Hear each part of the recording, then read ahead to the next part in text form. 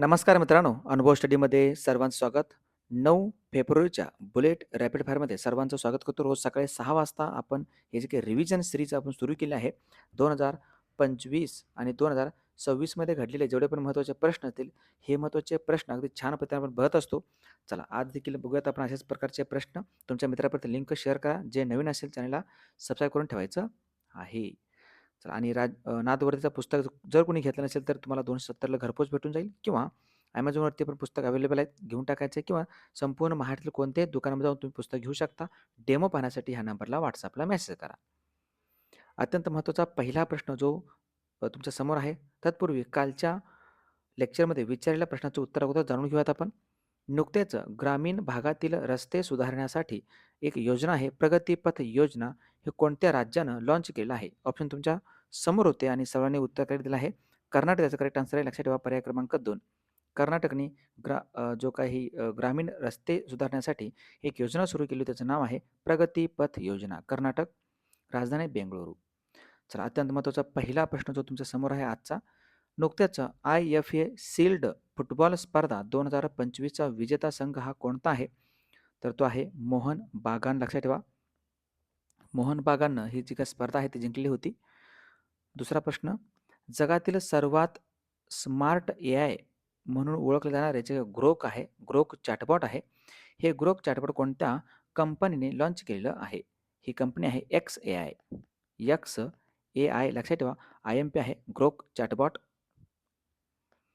Reserve Bank of India RBIच्या September 2025च्या बुलेटिनमध्ये प्रकाशित झालेल्या एका नवीन अभ्यासानुसार कोणते राज्य हे UPI व्यवहार तीव्रतेमध्ये आघाडीवरती आहे? UPIच्या व्यवहारामध्ये प्रथम क्रमांकावरती कुठला असेल? तर तो आहे तेलंगणा. तेलंगणा राज्य महत्त्वाचं आहे.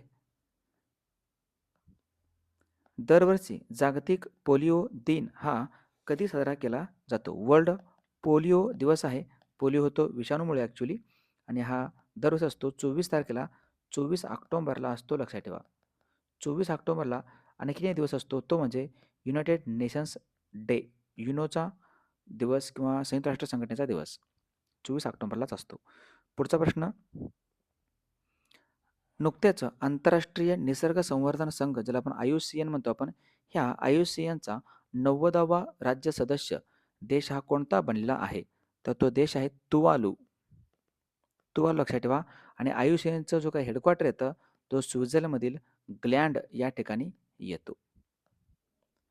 इच्छा मरणाला कायदेशीर मान्यता देणारा लॅटिन अमेरिकेतील पहिला देश हा कोणता आहे? ओके. इच्छा मरणाला तो त्यांनी मान्यता दिलेला आहे आणि तो देश आहे उरुग्वे. उरुग्वे हा लॅटिन अमेरिकेतील पहिला देश. उरुग्वे जो आहे तो दक्षिण अमेरिका खंडामध्ये येतो. उरुग्वे ज्याची राजधानी येतं असुन्सियोन. असुन्शियोन. आणि उरुग्वे हा फिफाचं वर्ल्ड कप जिंकणारा जगातील पहिला देश देखील होता. नुकत्याच कोणत्या कंपनीला मिनीरत्न उद्योगाचा दर्जा हा देण्यात आलेला आहे? मिनीरत्न उद्योगाचा दर्जा देण्यात आला आहे हिंदुस्थान शिपयार्ड लिमिटेड HSLला. लक्षात ठेवा. Hindustan shipyard limited. नुकतेच बार कौन्सिल ऑफ इंडियाच्या अध्यक्षपदी कोणाची नियुक्ती करण्यात आलेली आहे? हे व्यक्तित्व मनन Kumar Mishra. Manan Kumar Mishra. Bar Council of अध्यक्ष. Bar Council of India. पुढचा प्रश्न, नुकत्याच आलेल्या शाश्वत व्यापार निर्देशांक 2025 मध्ये भारतात जगात कितवा क्रमांक लागतो? भारताचा 23वा क्रमांक लागतो. लक्षात ठेवा. 23व्या क्रमांकावरती भारत आहे. नुकत्याच IUCNच्या स्पेशीज सर्व्हायव्हल कमिशन SSC म्हणतो आपण, याचे अध्यक्ष होणारे पहिले आशियाई व्यक्ती कोण असतील? त्यांचं नाव आहे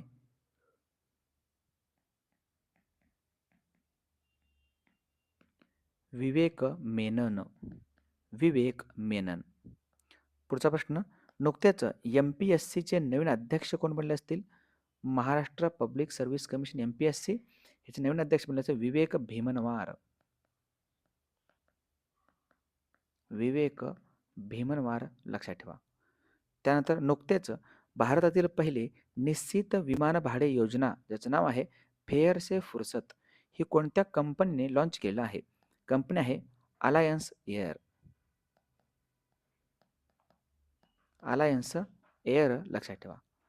त्यानंतर तरुण आयुर्वेद संशोधकांना प्रोत्साहन देण्यासाठी कोणत्या मंत्रालयाने स्पार्क 4.0 योजना लॉन्च केलं आहे? तर हे मंत्रालय आहे केंद्रीय आयुष मंत्रालय. केंद्रीय आयुष मंत्रालय लक्षात ठेवा. नुकतेच केंद्रीय वन्यजीव संरक्षण कायदा जो आहे 1972चा 1972 मध्ये सुधारणा करणारे विधेयक मंजूर करणारे भारतातील पहिले राज्य कोणते आहे? हे पहिले राज्य बनलेलं आहे केरळ. लक्षात ठेवा IMP आहे केरळ. पुढचा प्रश्न, भारतातील पहिले सेमीकंडक्टर इनोव्हेशन म्युझियम कोठे सुरू करण्यात आलेलं आहे? हे पहिलं सेमीकंडक्टर इनोव्हेशन म्युझियम आहे हैदराबाद या ठिकाणी सुरू करण्यात आले. लक्षात ठेवा IMP आहे हैदराबाद, जी राजधानी आहे तेलंगणाची. नुकतेच भारत व ऑस्ट्रेलिया यांच्या दरम्यान कोणत्या युद्धाभ्यासाचे आयोजन ऑस्ट्रेलिया येथे करण्यात आलेलं आहे? ह्याचं नाव आहे ऑस्ट्रा हिंद. ऑस्ट्रा हिंद. हे अशा पद्धतीचे प्रश्न होते. चला या प्रश्नाचं उत्तर सर्वांनी कमेंट बॉक्समध्ये द्यायचं आहे. नुकत्याच महाराष्ट्रातील एकूण किती समुद्र किनाऱ्यांना प्रतिष्ठित आंतरराष्ट्रीय ब्ल्यू फ्लॅग प्रमाणपत्र मिळालेलं आहे? ऑप्शन तुमच्या समोर आहेत. सर्वांनी कमेंट बॉक्समध्ये उत्तर द्यायचं आहे. चला शेवटपर्यंत व्हिडिओ बघितल्याबद्दल धन्यवाद.